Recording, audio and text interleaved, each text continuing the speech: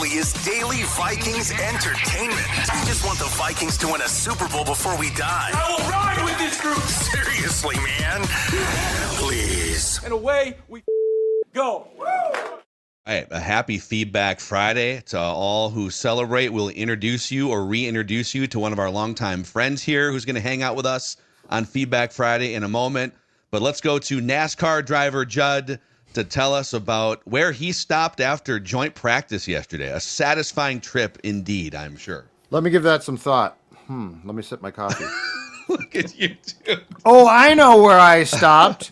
I stopped at, it's on the hat, folks. I stopped at Quick Trip because Quick Trip makes a stop in so easy. I mean, it's got everything that you could possibly want. It's got friendly service. It's got cashiers, plural, ladies and gentlemen, cashiers there to help you out. That's right. If you want to stop in somewhere and leave satisfied, leave with a good customer experience, then you need to go to Quick Trip.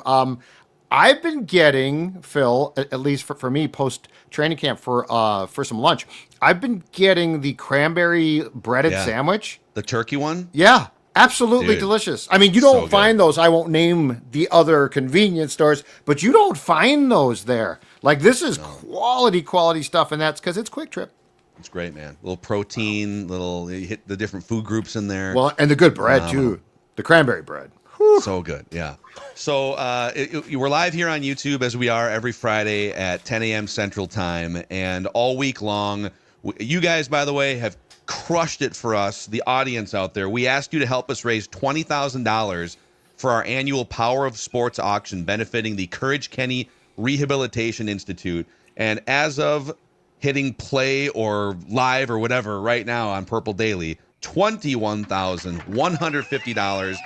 And so the bidding ends on all these items that have been up all week long. The Judd's Hockey Show Wild Suite Experience, Dinner with the Purple Daily Crew, the Pepsi Cares signed Vikings memorabilia package with a Jared Allen, Justin Jefferson autograph, and all sorts of other things.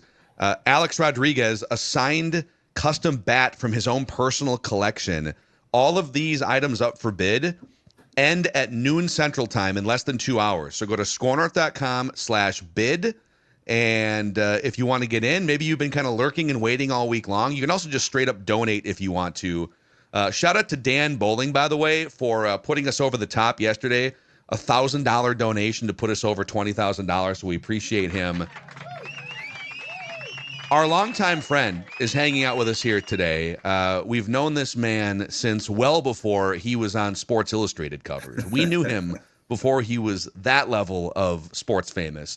One of the most recognized and decorated athletes in wheelchair rugby history, a 4-time Paralympic medalist, and a 4-time sufferer of watching the Vikings lose in the NFC Championship game, Chuck Aoki. Solidarity. What's up, guys? How are we doing this fine August day after a wonderful day from J.J. McCarthy? I was going to say, how could you not be doing great? J.J. McCarthy just had the day to remember. When he goes into Canton, I'm saying this, that day, August 14th, 2025, correct, it will be invoked as this was the day that J.J. McCarthy began to build the bust. We'll remember it forever, and we'll remember it forever, even if he doesn't go to Canton. But I don't see how it could end anywhere else besides that at this point. I don't think that's an overreaction. I mean, I decided after the 9th consecutive completion that Canton was the destination. Then he rattles off up to 12 straight completions yesterday. So, where do you go beyond Canton? Even that's the question at this point. He's going to be so good. They're going to have to create something beyond Canton to hold JJ. What I love about Chuck is, so I texted him about just like, hey, we'll send you a link in the morning, or maybe it was earlier in the week. You mentioned, I love how online you are as a Vikings fan. The fact that you're following Judd's like joint practice notes and the other beat writers is awesome. And Chuck said, life is good in the J.J. McCarthy era, no matter what Colin Cowherd says. So you are very much an online Vikings fan. Always. You got to be logged in at all times because, I mean, this is I love baseball. I love all our pro sports. But, this is kind of that time where there's not as much happening. So it's like you got to be locked in. But, I'm sure your listeners and you guys are the same way. We haven't had a J.J. McCarthy type player just in terms of like coming in, resetting a franchise, the possibilities genuinely seem endless. I mean, the last time we had this was what? Dante, probably. Like really this much excitement. Like, I don't know what your guys' status on the Christian Ponder name is on the show, but, you know, it's like that didn't have the same buzz as this does, you know? And I really, to me, it's like in my lifetime, Dante's the last time was like, okay, let's get hyped. And JJ just has that vibe about it. I don't know. It's all vibes. You know? I think some of it's his personality. Wouldn't you guys say? I mean, Judd, you've been out there for every practice, and I've been out there for like 6 or 7 of them. But even so, day one, and by the way, we'll get to Feedback Friday. There's a bunch of JJ McCarthy stuff here, so we'll get into it shortly. But even like day one of joint practice, where he lit it up on day 2. Day 1, there were some highlights, but it was also kind of a slog at times. And after a couple, there was one where he threw an interception in 7-on-7s. He sailed a pass, and even like during kind of the dull down moments where he's struggling, he's over there on the sidelines, just like going up and down, dapping up all the receivers. And obviously in the future, if he's not a good quarterback, it'll be looked at as kind of corny. Like Tim Tebow, it's like, all right, dude, we get it. You're a leader.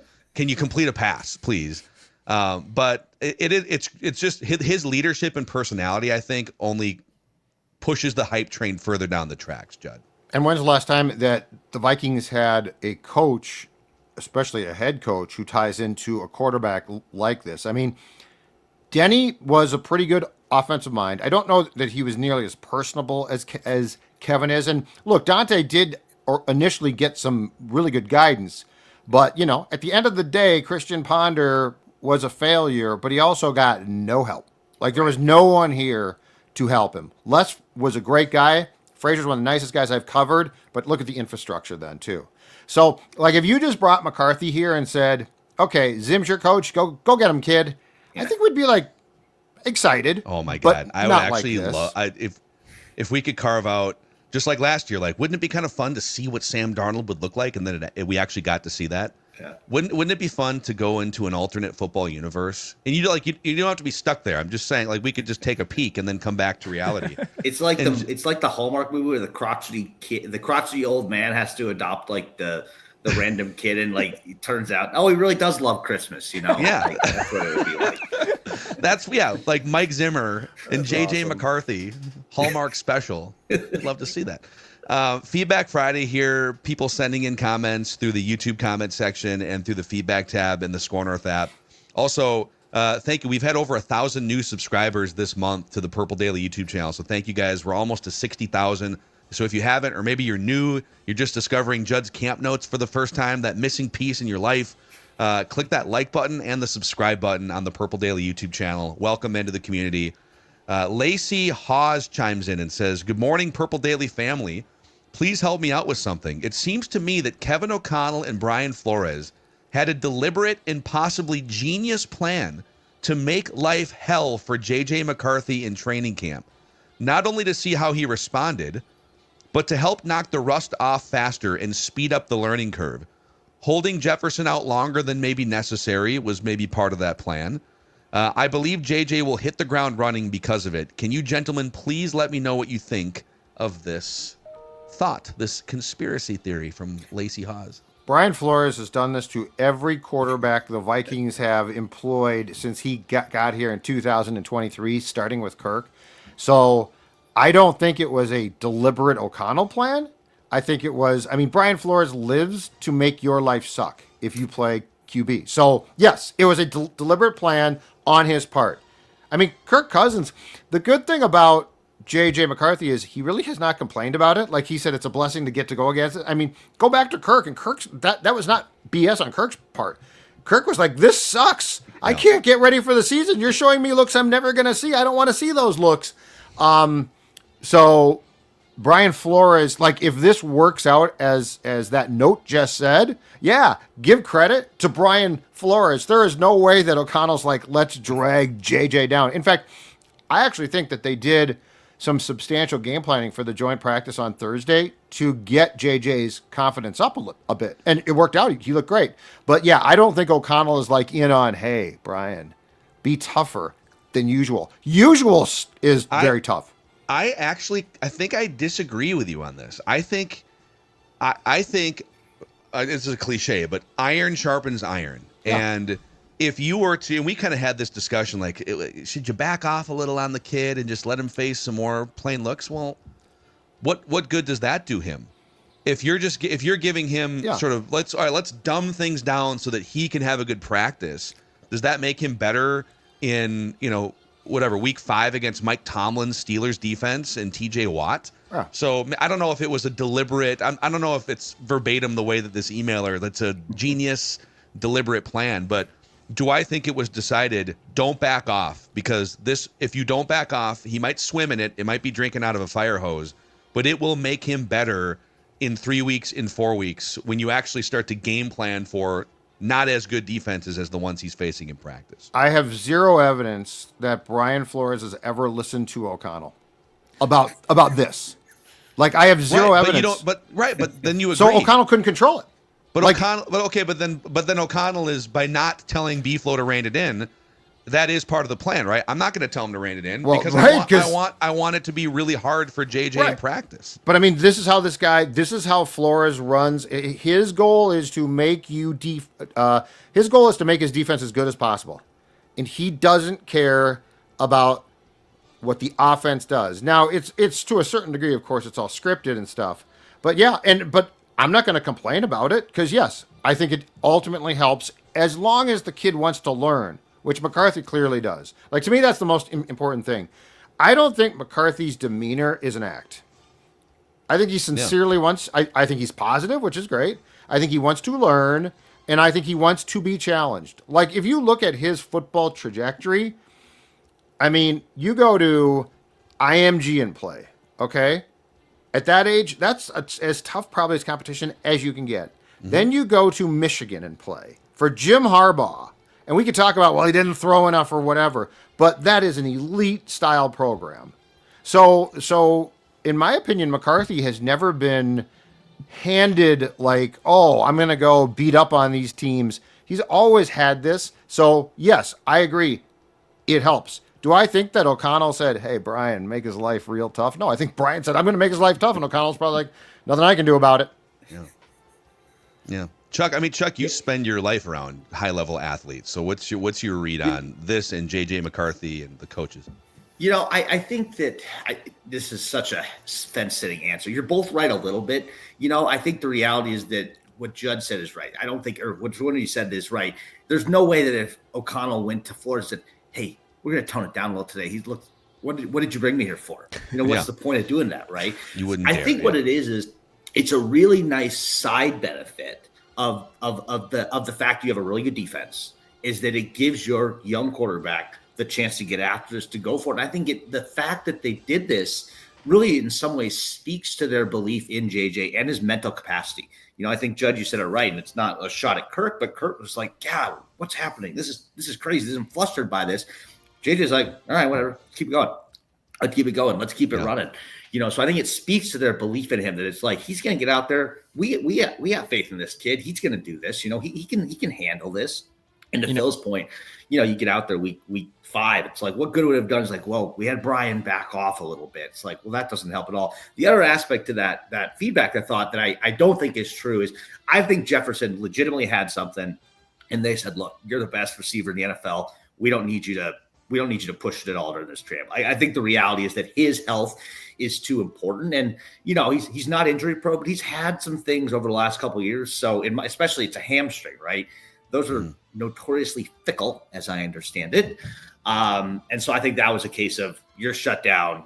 I don't think there's anything to that. Does it help that he's building great chemistry with Addison, Hawkinson, Oliver, Naylor, Thomas, Lucky Jackson, et cetera? Sure. But I think that's a case of, we're not going to risk it the slightest with JJ or Jets. Sorry. Jets. Yeah. Jets. You put some respect on his nickname. Sorry.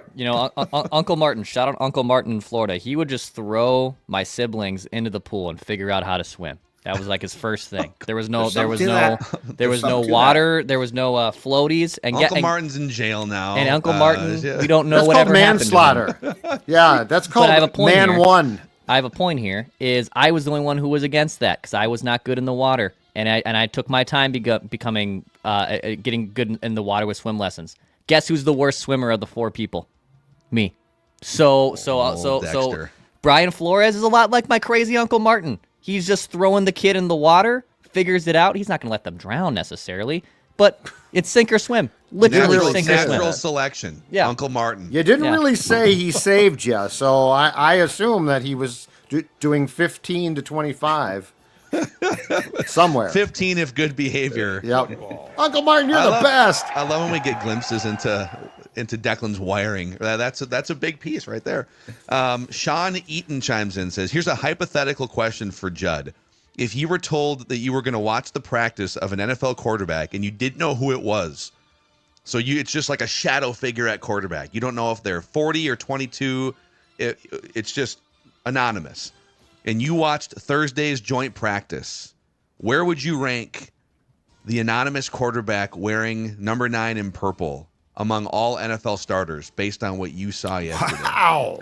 Oh my God, that's a loaded question. So I don't know anything about this person. It's basically just like a blurred out figure, and you just see the ball out of his hand. Have you seen those videos they do, like guess the player, and they're all blacked out? Silhouette, it's that concept, I think. Okay. Right? Yeah, and you watch, it's like, I should know this. It's an NBA game, and you see a fadeaway jumper. Wow. Well, I mean, if I just saw that with no context beyond that, I would say it's a top 10 quarterback. I mean, it's a top 10 quarterback. What else am I going to say? 12 straight completions at one point, 4 touchdowns. If I'm not mistaken, Judd's camp notes documented him as 17 of 20 in team drills with 6 touchdowns. It's a top 10 quarterback. Wow. To the answer to that question.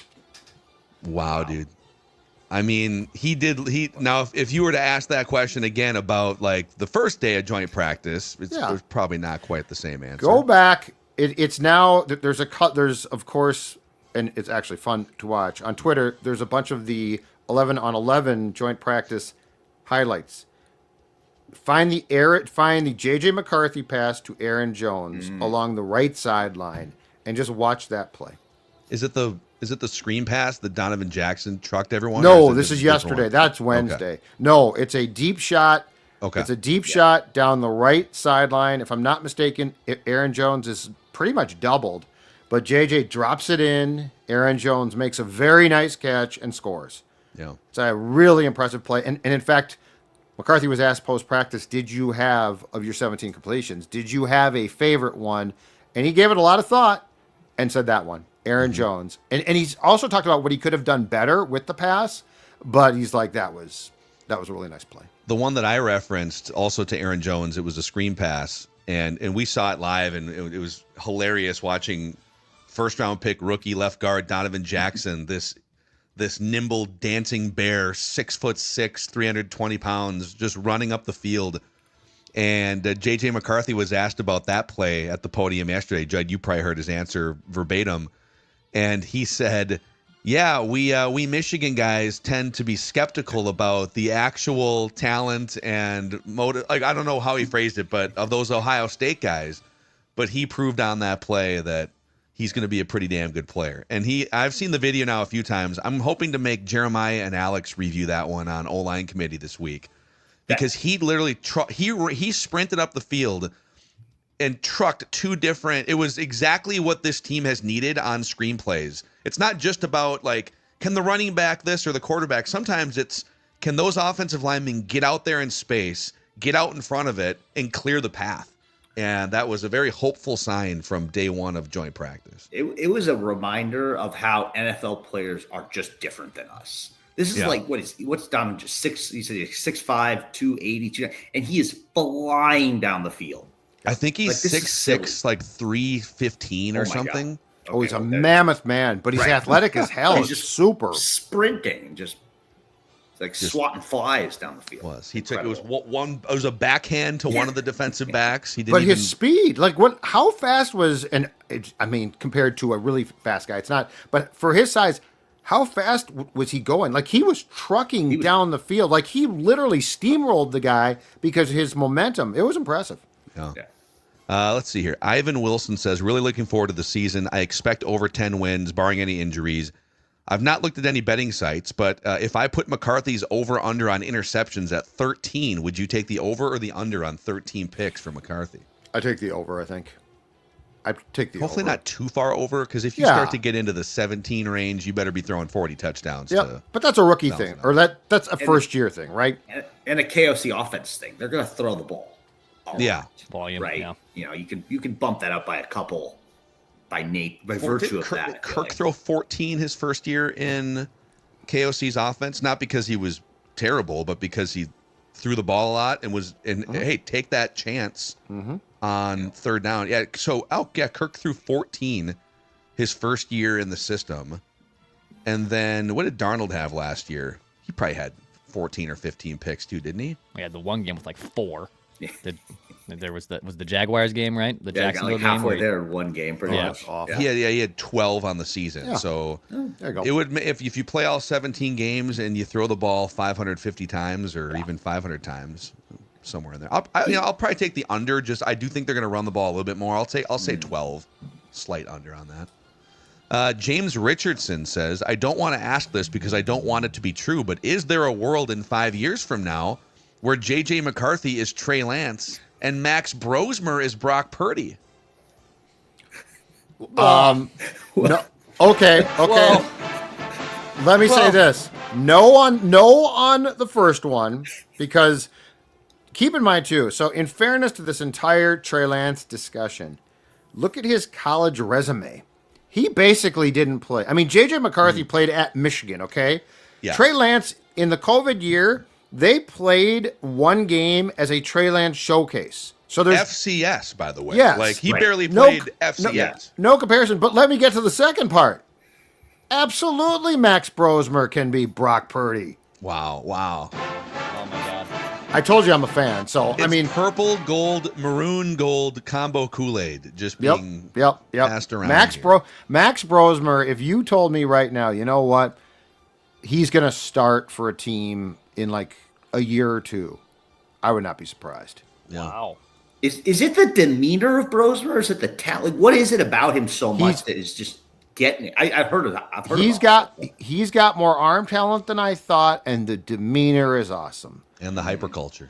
And well, his ability to process, like if you want, when he gets the ball out, when that guy gets the ball out, you guys, it's NFL. I know what I'm doing. Yeah, I think he's obsessed. He is, dude. He was. I mean, a lot of players stay after and put in the work, especially if you're a fringe roster guy and you're not getting the reps at joint practice that the top quarterbacks are. But while everybody else was hanging out they're either in the locker room or hanging out with their families, you look over at the far side field off to the right, and it was Max Brosmer alone with one of the wide receivers, just getting those extra reps in 2.5 hours after joint practice started. Not talking to his gal, Chuck. Probably broke up. Well, you might have to break up if you want it. Honey. Do you want it? I'm not going to lie. That gives me a little bit of chills to hear that. Like we talk about that with elite performance all the time. Like, obsessed is a bad word in some ways, but in this type of thing, obsessed is almost always a good thing. Wow. Let's just say people get down on the sports dad when he talks about the lifestyle that it takes to be a champion, and who knows more than I do about being a champion, Chuck. Right. In all seriousness, though, Purple Daily was named, we didn't talk about this last week, a Marconi finalist for, I think, the third time. So you might be a champion if we win the prestigious Marconi I'm Award. obsessed. I'm obsessed with the show. Yep. Yeah. I wouldn't go out there with that notebook. So one thing that was, to go back to McCarthy for a second, but off of the obsession thing, somebody asked McCarthy about like his preparation yesterday, and it was sort of a off-the-cuff question. It didn't really fit in, but he gave a really intriguing response.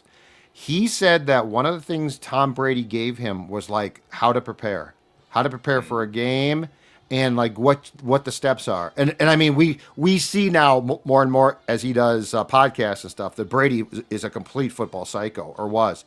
And so McCarthy said he basically gave me a template for how to prepare.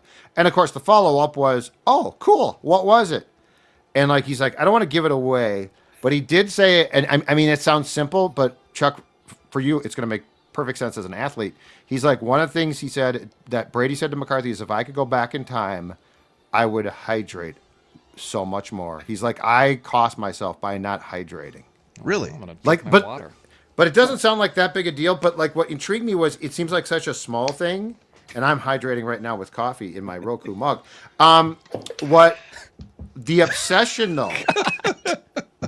The obsession with the hydration and things like that, like those are small things, and we might laugh at them, but it's like shows you the commitment and like the realization of mistakes that you made that make you such a freak, but a successful one sometimes. Tom was he was on some podcast this week. Can't remember which one, but he was talking about some of his psycho preparation. It was great. Yeah. And it is where I saw a couple clips. I'm excited to go watch the whole thing, but he's like ranting as if he's still in the league. He's super passionate. He goes, whatever level of preparation you think was enough for that week, what else have you done to make the team better? He goes, is your defense, you can't, if you're one of the, he's kind of ripping Joe Burrow.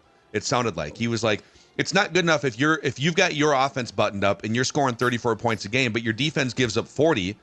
That's also on you. What are you doing on Saturday to take a look at the defensive plan to throw them something that could make them better or whatnot? And it was like, wow, for all you Crusaders out there for years who said, well, it's what's he supposed to do? It's Tom Brady is helping the defense during the week. Okay, where is that hologram version of Tom on the Fox pregame show that I can't stand? That's what I want. Okay, I don't need to see Kurt Menefee and everyone else stumble, Jimmy Johnson and Terry Bradshaw. Jimmy's gone now. Don't worry about it. Stumble through. That was a rushing touchdown there by the Buccaneers, and we go over to the Panthers.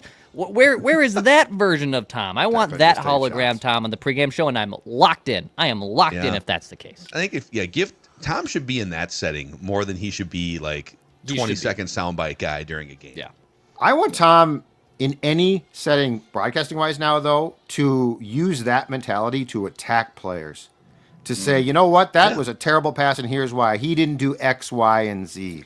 Give me your psychotic mentality. I will watch you, and I will love it. Right. That's what Tom Brady's there for. He's Tom freaking Brady. Like I get he's starting slow. He doesn't want to come out too strong, but it's like, dude, you're like the man. Be the man. Yeah. Don't worry about. And he's not looking for a head coaching job. It's 100%. One more JJ related thing, and then we'll get to a bunch of other stuff here. Feedback Friday. If JJ McCarthy is the next Brock Purdy, which was a conversation this week, Cowherd and company, then let's trade JJ McCarthy now and start over, because Brock Purdy is not a difference maker. He's a good quarterback, but can only get you so far. Yada, yada, yada. All right. We had this discussion on Mackey and Judd last week about how quarterback takes and evaluations have long since jumped the shark. If you're weaponizing Brock Purdy as an example for why someone isn't good enough or qualified enough as a quarterback. Now, context-wise, Brock Purdy on a rookie scale contract where you can build a team is different than Brock Purdy at $55 million or $53 million. We'll see what that version of Brock Purdy looks like. But Brock Purdy is not a difference maker. The 49ers had a 3-point lead in overtime of the Super Bowl. Is that a place where Vikings fans would like to be at some point? And then we'll see how the chips fall after they have that 3-point lead in over. I think we know how that ends. But if I asked you, would you rather have Joe Burrow at $55 million so you can watch a difference maker miss the playoffs, and I love Joe Burrow, or Brock Purdy, or if J.J. McCarthy becomes Brock Purdy on a rookie scale contract and room to build a roster? I mean, the 49ers went really far with a good, serviceable top 15 quarterback on a rookie scale deal. So I'm not here for the Brock Purdy. I don't love Brock Purdy, but like we've gone too far. Oh, he's Brock Purdy. That's a compliment. That's a good thing, right? He's a Super Bowl starting quarterback. Like that's what we all want, as I understand it. It would be nice. That's what I heard was the goal here. And then you have to make a tough decision at some point of, all right, how much do we like Brock Purdy? Enough to say goodbye to a bunch of good players and have him lead it? And maybe after 3 or 4 years of learning and getting better, maybe he does step into that next level. I missed that, though. Cowherd has now moved on from JJ's not going to work to he's now Brock Purdy. Yeah. I missed that. So things are changing. That's a great segue. Things are changing rapidly, as our friend Thor Nystrom has pointed out. Now Greg Cosell, who who, as Thor said, was the patient zero of McCarthy sucks. Now he's saying his arm is fine. He like does this well and he does that well. And so there's a clip that's on Twitter where Greg Cosell has totally changed his tune. And I think Diana Russidi, who was here, and God bless him, Kevin O'Connell went on her Scoop City podcast. I'm not quite sure why after the trouble she caused him, but he did. And I think Diana, who was there for the practice yesterday, how funny is that? I think she's changed her tune. So we got a lot of people who have been all in on this guy ain't going to work, or this guy, shouldn't have gotten the job. It should have been Aaron Rodgers. We are now pivoting in a very hard way, and it's multiple people. It's really, really, you'd think if you took it this far, you just should see it through. Yeah. But also, like, you don't need to, I don't know. I mean, listen, Thor's been on a crazy limb for a year and a half, and I think he's going to make it. I really do.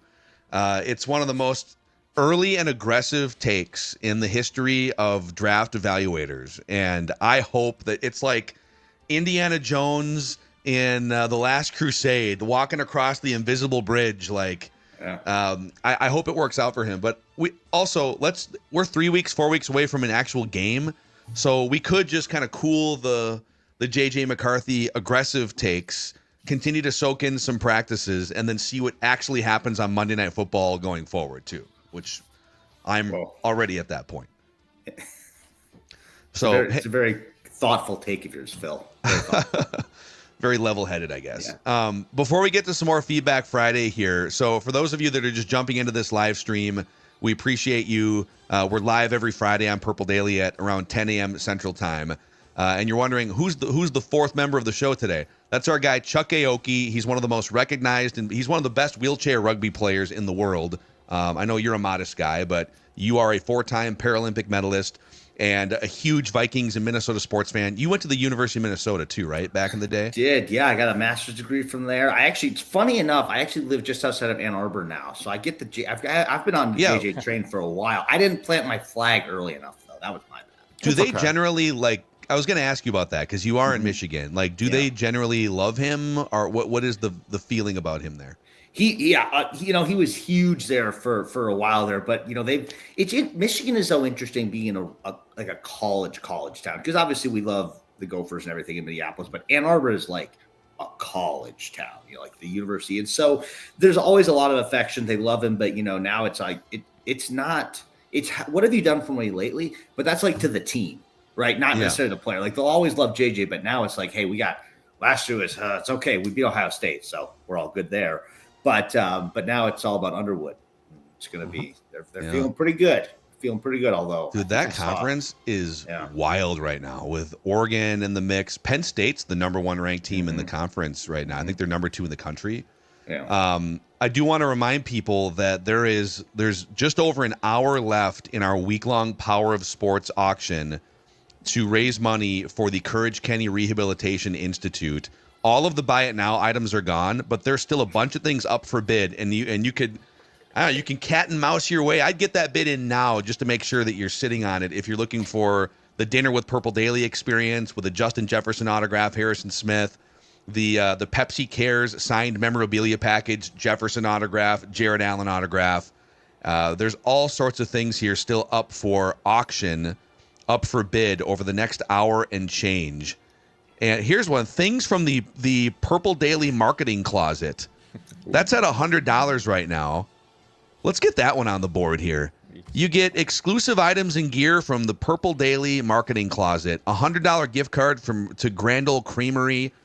You get 2 Purple Daily koozies, 2 old school Mackie and Judd radio koozies. Those are like vintage items. Yeah. Purple Daily mini Judd's flags, Purple Daily hat, cell phone wallets, Purple Daily golf ball markers. That's up for bid right now. scorenorth.com/bid. And Chuck, for the audience that isn't familiar with the work that Courage Kenny has done over the years, how would you explain it to a stranger here? Yeah, so Courage Kenny, is based in Golden Valley, so just outside Minneapolis, and they're truly a one of a kind organization in the area, and that they get people with physical disabilities, intellectual disabilities involved in all kinds of adaptive sports. It's actually where I grew up playing wheelchair basketball. It's kind of where my journey started out there. And so they do basketball, they do tennis, they do rock climbing, they do swimming, they do scuba, they do wheelchair softball, they do wheelchair rugby, they do everything, right? And it's really just what's amazing is it's the kind of place that you just have to show up and they say, what do you want to do? And you say, I think I want to do this. They say, oh, okay, let's find a way to do it. You know, they've got some amazing people out there. Like I said, I wouldn't be where I am in my athletic journey without them. And there's countless other athletes from Minnesota who are now all over the world contributing. And so. Love it, man. Uh-oh. I think we may have lost. There we go. We got you back. Oh, yeah, God. no, we lost going 3 too. seconds. We lost for 3 seconds. Yeah. We caught all of it. But just to wrap it, Courage Caddy, an amazing place. Every dollar that we raise for them is going to go to buying equipment, getting people travel costs. And I think the last thing I want to mention on is that, you know, you think about playing sports, you know, with your kids, right, or your nieces or nephews or whatever. It's like, oh, buy a pair of shoes, buy them some shorts, whatever. To play adapted sports, you need specialized wheelchairs that cost like thousands of dollars, like literally thousands of dollars.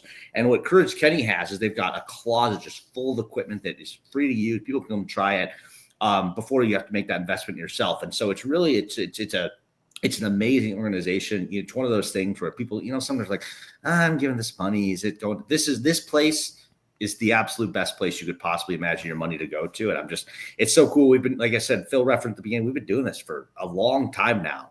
We've raised a lot of money and really helped a lot of people just be active, you know, which is so important.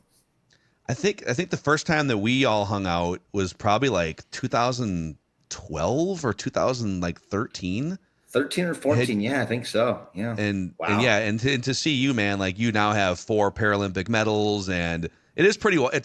By the way, if you don't follow Chuck on Instagram too, at Chuck Aoki on Instagram, you do an awesome job just putting out relatable content, but also explaining this is what it's like to live life in a wheelchair. And so people aren't following you there, but like NBC and the Olympics and the Paralympics have made you sort of front and center as one of their ambassadors the last few years. So it's cool from our side too to just see your success and where you've been the last 5-10 years.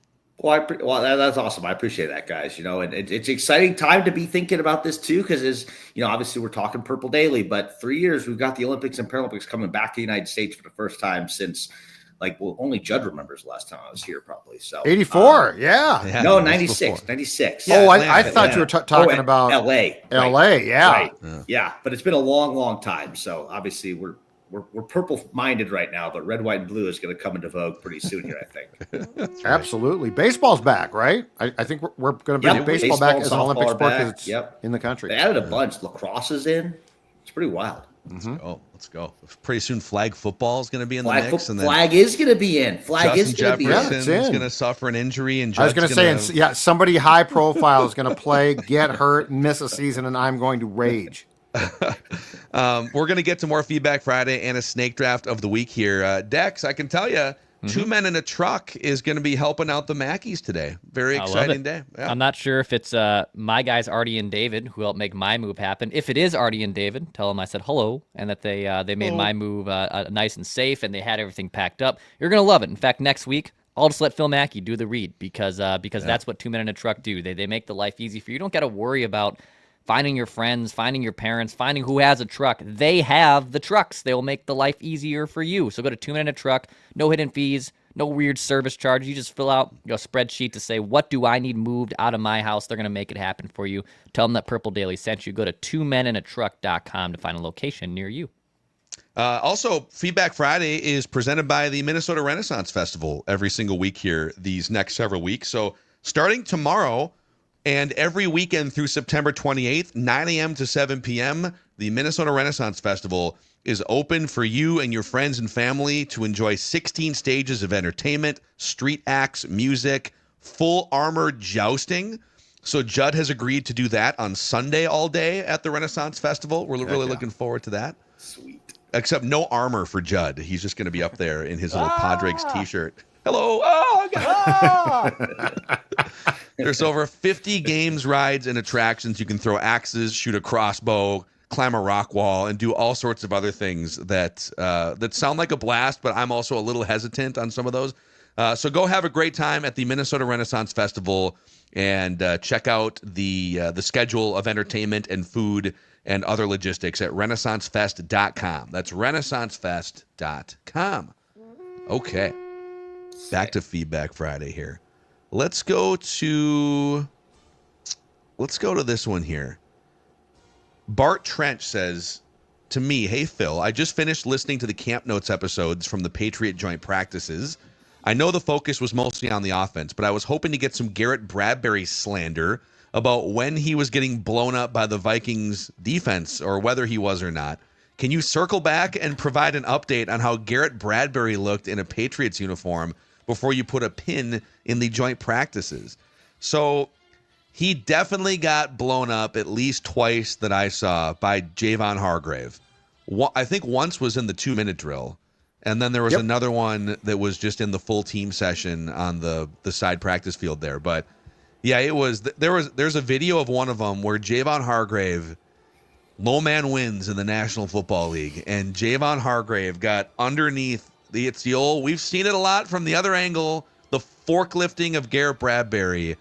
And I mean, he's not terrible, but he is not stout in pass protection. And when you're facing Javon Hargrave and Jonathan Allen, it can be a problem. And it definitely was at least a couple times that I saw with my scouting eyes yesterday.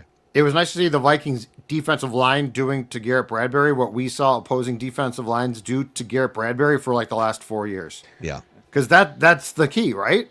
And the thing too is, and a couple of the sacks that we saw back-to-back sacks in the 2-minute drill. And what we saw in the first one was the glorious, there's no time for Drake May, because it literally, the pressure is immediate. The second one was Dallas Turner around the edge. That's a more traditional sack.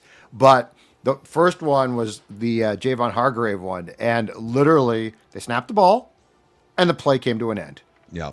Because Garrett was like, whoa, what happened? And we're like, Garrett, that's what happened to you all the time here, unfortunately. that's why you're in a Patriots uniform. Tom Gleason says, "Phil, you should learn from Judd." Before I even finish, the world should learn from Judd. So agree. Yes. I fully agree. I try to teach. You need to build the story of the day for the defense when you cover the defense, and then give instances within the arc of the story like Judd does for the offense. Your notes were so random, it was difficult to follow some of the defensive notes. First of all, Judd is incredible at camp notes. And so I do aspire, we all should, to match his camp notes greatness. And secondly, and you can tell me if I'm wrong on this, Judd, as I could certainly be better monitoring my portion of practice, but I feel like there isn't usually a story arc when you're following the defense like there is an offense. Yeah. Because you're not not full contact. You're not finishing tackles and plays. So it's hard. Yeah. It's hard to be like the defense. Now, obviously there's certain things that happen that are interesting, like Tyrone Ingram-Dawkins was running with the first team defensive line for the majority of some of those drills yesterday. Like that's a huge theme. And he had a couple pressures and sacks. But it's a little harder to just have like a storyline about the defense in a non-contact practice. And in your defense too, I mean, I've been working at this particular thing for a while. Like I've improved myself. Like it is, there is, I was once told this and it's correct. And it's going to sound stupid. There is an art to watching football practice. It's unlike any other practice because of the situational drills, because of things. Yeah. So the only thing that I would say is like the 2-minute drill to end yesterday, first team defense. And I've got that. Like you could break that down, but a lot of this stuff, and I used to do this a lot more. It was just random notes, like depth chart stuff. Like that's true. So I think it's all in what the listener wants. Do you want because I do feel at times when I go through like a series that it gets long, and I don't know if the majority of the people like it. Perhaps they do. I hope they do. But there is a definite art to a practice. Second long. Like they worked on it for 2 days because according to our guy Rabes, O'Connell loves second long work, loves to do it. So the Patriots like, okay, we'll do this. I don't think that they cared, but anyway, it's a definite thing about how a practice runs. But I thought that like your Ingram Dawkins stuff, which this was taking place simultaneously 2 fields, so I couldn't watch that. I thought that was really intriguing, and the fact that Harrison Phillips was taking some second team snaps, it's not nothing. I don't think he's going to lose his job, but it's not nothing. So I thought you did a fine job. Well, thank you. No, I appreciate that validation. I thought you did a good job. Insecurities about my camp notes. No, it was a good job. There's areas for improvement, but I think, by the way, the note about Tyrone Ingram Dawkins and Harrison Phillips kind of bumping down to the 2s, I don't think that's like a permanent concrete switch. I think it's less of an indictment on Harrison Phillips and more of they actually really like 4 of their, maybe even 5, because they like Jalen Redmond. Jalen Redmond was a wrecking ball yesterday at practice, and he was involved in a skirmish at one point, which he's feisty. I think they really like 5 or 6 of those down defensive linemen. Ingram Dawkins has more upside and potential for pass rushing than Harrison Phillips does at this point in his career. So I think that there's just going to be different situations where they're able to lean on like 4 or 5 different guys on the interior. I feel like Ingram Dawkins for Phil is the 2025 version of Gabriel Murphy last year, who you at that time said he's taken some first team reps, and we didn't say Van Ginkel must suck. We're like, that's interesting. So this is like him. Yeah. Yes. This is all about like what they do. It depends on where your reps come. Dwight McLaughlin is buried on the depth chart now, and I'm not sure why. And I think it means something. In the case of what you saw yesterday, they're trying different packages though. So I'm not like Harrison Phillips must be a bust. But as we discussed on the episode, it's an interesting sort of curveball to what the front could look like in a very rotational type of situation. Yeah. Judd's camp notes. Yeah. The kids love the camp notes. We love it. They do. Jordan Seidel says, you know what they say, there's truth to all rumors. The ladies are indeed all about Judd, per that note from last week that came in. Oh, yeah. Oh, I told Dawn about that. She laughed and laughed and laughed some more. Listen, Don. Options. This guy's got options, okay? For the longest time, my wife didn't understand me checking into Score North every day, but over time, she's become hooked on Score North podcasts as well. Mainly because she loves Judd and the surprise dog sightings when Stella or Barnabas will jump on the screen. I'm planning on ordering a Purple Daily t-shirt for my wife for her birthday and wondering if there's any chance of getting a Judd on a stick as well as part of the gift package. We live in Rapid City, South Dakota, and starting teaching for a new school this year, there's no chance of a Minnesota State Fair trip. I think the Judd on a sticks are going to be available starting next Thursday at the State Fair. We will have a Score North State Fair podcast stage. We'll be there noon to 3 every single weekday of the State Fair. Maybe we can save one for Jordan here. From one Puma guy to another, Declan. From one Happy Gilmore 2 guy to another, Mackie. Could you hook a guy up? Nothing would make my wife, Borat voice, happier for her birthday. Love it. Let's save one of those Judd on a sticks for our guy Jordan. Absolutely. I love this idea. There's this woman out there who's, stomaching Mackie and Declan's takes just for the hope of seeing a dog. And of course, and that's the truth here. That's the truth. One guy's been ranting about his garage door for 10 minutes. The other guy won't stop bitching about cousins. Shut up and let me hear Judd. Yeah. Sultry dulcet tones. Okay, Rob Good says, good morning, fellas. Been a long-time listener and appreciate the work you put into covering the Vikings, but I wanted to address something that's been bothering me for a couple of years now. The constant negative framing of Jordan Addison. It seems like every time his name comes up, the conversation circles back to his mistakes. Judd treats Addison like some immature little criminal that broke into your car. Yikes. Well, I mean, he has been an immature little criminal for portions of his first couple years, and he's working he's on had some that. problems, yeah. And let's not act like it's only because of the off-the-field mistakes either. If you gave 20-year-old Judd a Lamborghini and millions of dollars, he would rack up a lot of violations like his life depended on it. But here's his main point. You all seem to pick one guy to hate on. Mackie has Kirk. Declan has Caleb Williams. No. I wouldn't say I'm a fan. I got Justin a lot of Herbert. Justin Herbert. You hate Justin Herbert. Yeah, he stinks. Unnecessarily. The Frogers. Yeah, can't stand him.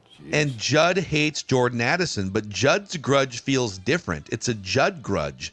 I may be wrong, but and Judd may not even remember this, but during training camp of Addison's rookie season, Judd passed by Addison and tried to stop him for a quick question about the injury he was dealing with. Addison blew off the sports dad, and ever since, it feels like Judd has held a grudge against Jordan Addison. A Judd grudge. A Judd grudge. That's actually very true. He did blow off the sports dad. Well, he didn't even say I can't talk. He just walked past me. I'm like, Jordan, and he just walked past me, which was sort of rude. But anyway, I have been on the bandwagon in Judd's camp notes of Jordan Addison all camp. He and McCarthy have looked brilliant. Yeah. Now, it's a shame he is suspended for 3 games. But when you are going to get paid as much as he is and have the previous off-the-field issues with driving that he has, I don't think it's a grudge. The reality is the Vikings are having these exact conversations. And it appears that he kept his nose clean, right, this summer, which is a great thing. He's coming to camp. He's unfortunately suspended for the first 3 games, but he's looked fantastic. But he's an interesting guy because he's behind Jefferson. We have no idea if he's going to sign here. We have no idea if the Vikings are going to want to pay him. Hell, he might say, you know what? I'll go make my bones elsewhere and I'll be the number 1 guy. But he's a spectacular talent. I mean, for a number 2, this is not... I hate on guys that perceive their importance of, I'm really good. It's like, you're okay, but you're not that good, and just shut up. Jordan Addison's not that. This guy is really good. He looks really good. I feel like the commentary has been very fair. The dude he's had off the field issues for 2 straight summers that have now cost him the first month of the season, basically, and that warrants criticism over 100%. That period. And I think maybe the trade speculation is mixed in there, but that's more of just a roster building discussion. Hey, they've got Jefferson as a highly paid guy. Are they going to pay Addison too, or is he likely to be traded? It's not specific to. It's more about the roster building. But I think we all agree this dude is a stud. He absolutely would be WR1 on many teams in the NFL. And if he's healthy with the chemistry he has with McCarthy, even missing 3 games, he might still put up 1,000 yards and a bunch of touchdowns this year. So, yep. I got one more, and then Chuck. I know we're keeping you kind of long here. Do you still have time for a snake draft of the week? I got time for you boys. Don't worry. Okay. Don't worry. As long as I don't have to hear about more Judd grudges. Maybe I do want to hear about Judd grudges. I do have some Judd grudges. Okay. Ryan Suter, Zach Breezy. I got some Judd grudges. What do you mean? You and Ryan Suter are quick trip buddies now. I don't know what you're talking about. No, they bounced him for me. Yeah, they literally did. They got rid of him for me. I came in, you know why? Because he didn't wear a quick trip hat. You know what's funny? You used to make fun of him for he's not grabbing a chicken Caesar wrap. I don't think he was. It's no. Well, but we're grabbing sandwiches every day for quick trip. Right, because we're ordinary people. We're ordinary people. That's exactly why. And by the way, I told you, that sandwich, cranberry bread. Oh, so good. Yeah, it sounds like Thanksgiving in the summer, which is amazing. It sort of is. Yeah. Kind of is, the turkey sandwich, cranberry bread, that's not far off. There's no gravy, but I don't know that I need it in August.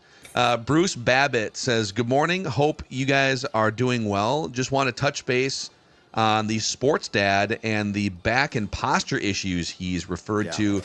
I used to have chronic lower back and neck issues, and someone suggested upper body yoga. I've used nothing but the basic introduction to upper body yoga, and it all but resolved my lower back and neck issues, something the sports dad might want to consider. Upper body yoga. Tell me more. I don't know. What if I have no idea? I wonder what you do. I could chime in a little on this. I'm not a practitioner of upper body yoga, but what I can tell you is, to put it simply, the body is a system, right? And if there's something happening in one place, you might have hurt there, but it also could be being caused by something else. When you're doing Judge camp notes, you can bring in a lot of tension sometimes because you're so locked in. That's true. Up top, and so that's kind of radiating down your entire spine. This is my educated guess, Judd. But in all seriousness, there's probably something to this. Like the body, the back, especially the back. You can do something high, it can affect something low. So but I have notorious bad posture too. Me Chuck. too, Judd. So I'm with you. I think we both slump. I think I come over to your house and we do yoga together. What do you think? I'll bring the Vinster. Well, here's the thing. I only need this downward dog. during camp. I don't have this problem because I don't stand enough outside of camp. Camp is the one time where my bad posture catches up to me. I'm not even trying to improve it, but I would like to take away. But you're right, Chuck. It's tension. Mm-hmm. It's tension right back here or right on my shoulder blade. Yeah. I got some exercises for you, too. Judd here for Core Power Yoga. Gmail them to me. I'd love to see them. Yeah. I have do them because I do get some tension. This could be a separate spin-off show on Purple Daily. It's just Judd and Chuck doing upper body yoga with soothing sounds in the background. Spencer wants to know, where is Purple Daily going to be at the State Fairground? So we do have there's a map right now on scorenorth.com/fair, and it literally shows you, but just to explain it for if you're not going to the website, when you get to the State Fair, the big grandstand, as you're looking at it, like the back of the grandstand, the big concrete thing, it's like right on the left side of that, a block out, basically. And it's kind of kitty corner from one of the Sweet Martha's Cookies barns. You'll see the Score North and Purple Daily signage. Our guy Ross Brendel's out there right now, like helping to finalize the signage and stuff. So, yeah, that's next Thursday. We'll be out there. Purple Daily is going to be live every day, but noon to 3 every weekday at the State Fair. Are you guys ready for our snake draft of the week here on Purple Daily? Let's do it. Oh, yeah. This will be a 4-person snake draft with Chuck Aoki getting the number 1 overall pick. Dex, you'll be drafting second. Okay. I'll be drafting third. Then Judd, 3 rounds. We'll do a snake draft, so we'll flip it in the second round.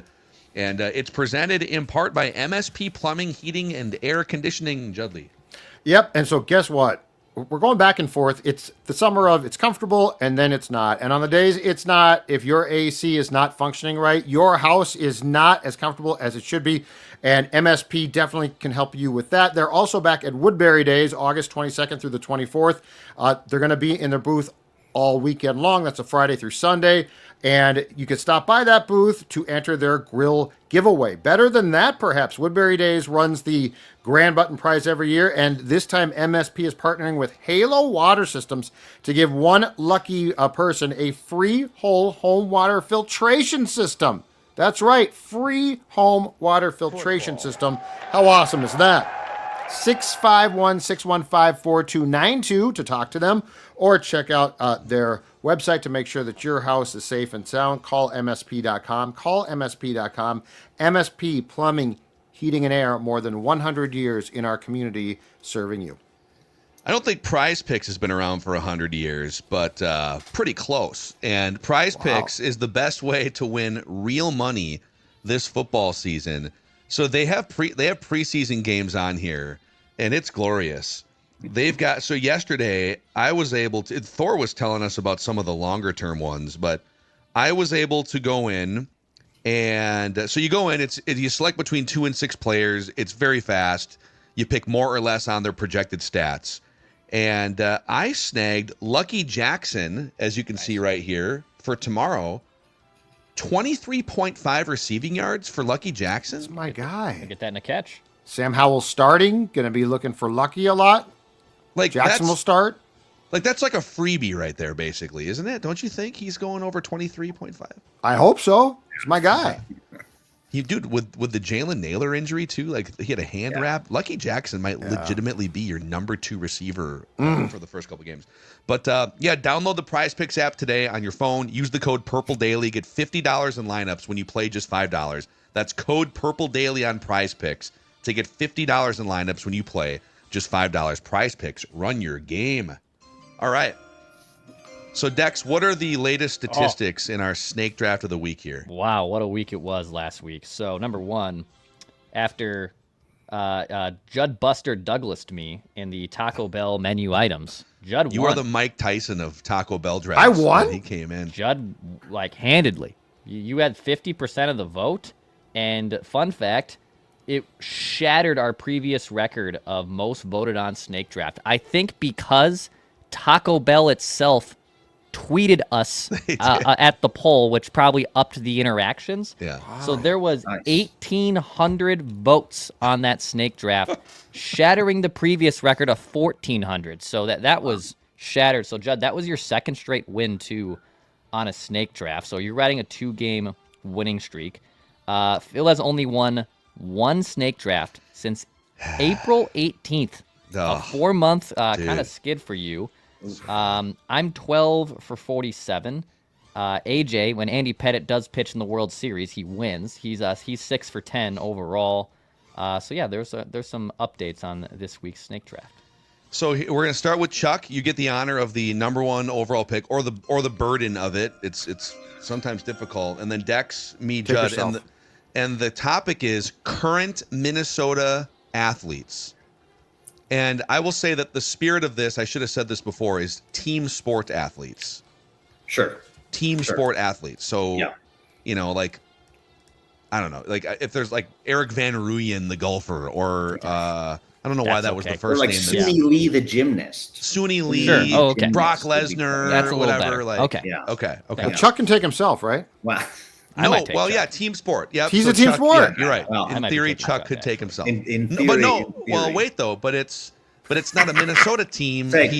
He's a national team. Oh, I thought you meant Minnesota athlete. So it's just Minnesota. Okay, Minnesota team athletes. Okay, I just wanted to make sure. And by the way, I didn't say best necessarily. We're drafting current Minnesota team sport athletes. Okay. So, Chuck, you are on the board with the number 1 overall pick. Okay. Yeah. I've been thinking about this. This is pressure.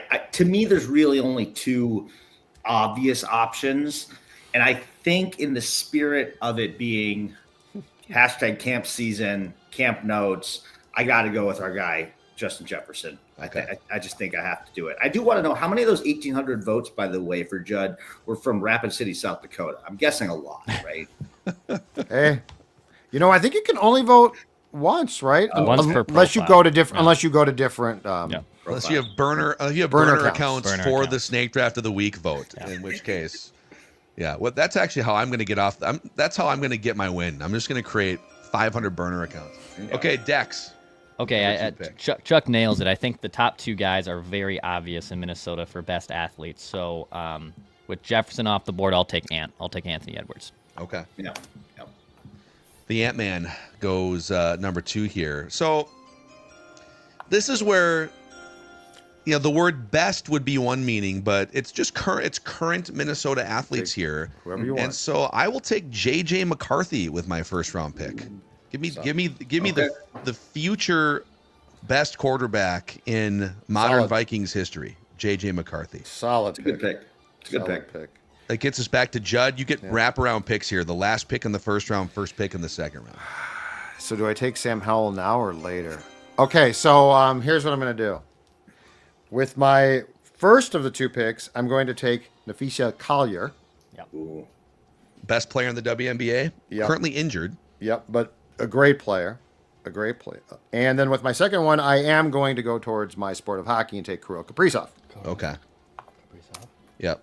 I feel like if the Wild make a run at some point, I mean, he can really solidify himself if they go to the Stanley Cup Finals at some point, he would be like, Mike Madonna was kind of headed there early, if not for moving to Dallas, but he could be that figure. It would take one playoff run for him to just to the moon. Well, before he got hurt last season, he was very much in the Hart Trophy for MVP discussion. He was fantastic. He is the best. He's probably the best NHL player, North Stars or Wild, that we've seen. Yeah. Just as far as his skill set. This is where it gets a little. I'm back on the clock here, second round. This is where it gets a little tricky because there were some players, if we would have done this a year ago, that might have been a lot higher, and like Twins players, for example. I'm gonna go with a man whose likeness travels internationally at some of the biggest sporting events on a towel. Naz Reid. Give me Naz Reid here. Wow, that's a great pick. He's on my list. You guys. He's on my big board. Kind of hoping he would sneak through to me on the back end, but no, I should have known better. I should have known he wasn't going to make it. That puts Dex back on the board here, followed by back-to-back Chuck picks. Yeah. Okay, I'll take Buck. I'll take Byron Buxton. Give me the Buck truck. I know the Twins. There is some contention with the fan base. That is rightfully so, but we can't deny Byron Buxton is having a great year. So give me Buck. I'll take Byron Buxton. It's too bad that, and of course he spent 2 stints on the injured list too, which just kind of buzzkilled it. but it's too bad that this season for him is just completely overshadowed and buried by all of the other BS and crap surrounding this team. But that's for another podcast. The Score in Our Twin Show, if you want to hear us rant more about that. Chuck, you get the last pick in the third round, and then you round it out with the first pick in the second round, then third round. Yeah. So a couple, like I said, a couple guys who I thought were gonna sneak through to me, but didn't. But that's okay. The board doesn't always go your way, as our main man Quasi knows. So I'm gonna go ahead and grab here. I'm gonna take Jaden McDaniels. With my first okay, grab. yeah. I'm gonna grab Jaden McDaniels. I love watching Jaden McDaniels play. I love it. I really think players like him are underrated in their contributions to the team. But anyway, that's kind of a side and thing. it feels like there's another little level there that we saw for a 2 or 3 months last year. This kind of 18-point scorer that can score at 3 different levels. There's another level there for sure. Yeah. So I'm gonna grab him, and then I think with my turnaround pick here, I'm back and forth on a couple guys. I think I'm actually gonna this might be a little wild here. I'm gonna grab Aaron Jones. Oh, interesting. I'm gonna grab Aaron Jones. Aaron Jones here. Aaron Jones. Sneaky little sleeper. I'm gonna grab Aaron Jones. He's a very good player with a bright personality, very likable, team leader type guy. Yeah. Okay. Feels like there's a lot of Vikings that are kind of in a bin here that you could potentially take. Yeah. Dex, your final pick in this current Minnesota athlete Are we doing 3 rounds or 4 rounds? 3 rounds. 3 4 rounds. people, 3 rounds. I thought I read we might be doing 4, which is great because I think there's some even UDFAs on the board. So I'll take the grizzled vet. I'll take a guy everyone loves. He's been here a long time. Give me Harrison Smith. Yeah. Give me Harry. Give me the hitman. Yeah. I don't have a Viking on the list, so give me Harrison Smith. That's good. You got to have a Viking in there somewhere. It's a good pick. All right, I get the next pick here, and then Judd will finish it out. Oh man, there's a few Vikings on here for sure. There's a Twins player, but I feel like the Twins are kind of toxic right now. Oh, you're going after the win. He's going after the win. And so I'm gonna get a little sneaky here, and I'm gonna represent 2 different Minnesota teams with the same player here. I almost did this. Give me Maximus Brosmer. Okay. Yeah. Wow. It was between Harry and Brosmer for me. Yeah. I'm dead. Max. Yep. The starting quarterback of they won the Duke's Mayo Bowl champion, and maybe the lead candidate for Mr. Mankato 2025. Yeah, that's true. Max. Wow. The 2029 Super Bowl starting quarterback. Team That's right. TBD. Team TBD. It's going to take till 29? Well, no, that's fair. What happens in 28 season, Chuck? 27. Sorry. People are mad at that pick in the comment sections here. This is why you don't win. Awful pick. WTF. Listen, if you want to be on the wrong side of Max Brosmer history, that's is your prerogative. Okay, people in the chat. All right, Judd, you get the ends final with me. pick here. So my choices are interesting. On my big board, I've got Brock Faber still. Of course, I picked a wild player already. Joe Ryan, probably deserving. Twins ace now. But I don't have a Viking, and I feel like a Viking would be the best to represent the closing of my list. Give me Jonathan Grenard. Oh, wow. Yeah. I'm gonna go Jordan Addison. Give me Jonathan Grenard. I thought about He's never it. beaten the allegations with that. I thought about it, but I'm going to go with the sack master, the man who brings the pressure, He's so good. Jonathan Grenard. One of the great non-trade trades that I've seen. Daniil Hunter goes to a place with the Texans where he perfectly is suited, right? It's a 4-4-3 there. And so he can edge rush, which is what he does. Grenard comes here, and he's been great. So, yeah. Yep. So I'll give you the rosters here in a second, but undrafted free agents of note: Christian Darrisaw, Jordan Addison, Andrew Van Ginkel, Josh Metellus, Luke Keyshaw, Pablo. yeah, I know I thought about Pablo's hurt, Keyshaw. but Pablo. Yeah. I had Pablo on there as a UDFA. Yeah, Pablo would be on your board. About half of the stud buds, Courtney Williams. Yeah, I thought about the stud buds are on fire right now. Could we have picked the stud buds as like one, or that breaks the rules? It would have been kind of controversial. I would have protested. They are very popular. can't get both. Coy live Parrish. streaming their lives. Coy Parrish is Parrish. getting Oh, some that's love a good. here. Oh, I didn't have him on my board. I should have if thought. we went 4, I was thinking about. Damn. Matt Mikulski, the random guy the Twins took as How a about Carlos pick-in for Carlos Correa. no, Louis Vart, no. Ty by the way, Ty France hitting Coy- like 400 Harrison with the Bader. Blue Jays, so that's cool. I should have thought of Coy Parrish. That's a great one. I love that. No, guy. nobody drafted our guy Chuck. Chuck, apologies to Chuck Aoki, We legendary. took him out USA because he doesn't wheelchair play for rental. a team here. Yeah, that's fair. It's fair. Plays for your country. Yeah. Hey Chuck, dude, thanks for taking time out of your morning here, hanging out with us. And by the way, Absolutely. there's less than an hour for the live streamers here. Less than an hour to get your final bids, or just straight up if you want to donate. That will be open even beyond the auction deadline of noon Central Time here at scorenorth.com/bid. Any other final Vikings takes to get out there into the world before we say goodbye? Oh no, I couldn't possibly compete with the Judd grudges. No, guys, it's been a blast. I think it's gonna be a fun season. All caution to people. I got a lot of young players on our team right now. There's ups and downs with young players, but you want that trajectory going upwards, and I think we're going upwards. So upwards and onwards. Awesome. Amen. Chuck Aoki, follow him Instagram, Chuck Aoki, and let's do it again. We need to do this more than once a year. We'd love to get you on and chop it up about this football team sometime in the near future. Absolutely. When I got to get Judge, I got to fix Judge back. So I got to. Yeah, you're gonna help me out. Some partner stretching, maybe Yeah, some yeah. partner stretching. Oh, yeah. Hey, whatever it takes. Just got to get it loosened up back there. That'll be Purple Daily After Dark with Judd and Chuck coming to the YouTube channel sometime soon. All right, guys. For Chuck Great seeing you, Aoki, for the Sports Dad Judd, for Mustached Producer Dex, I'm Phil. We just want the Vikings to win a Super Bowl before we die here. Purple Daily.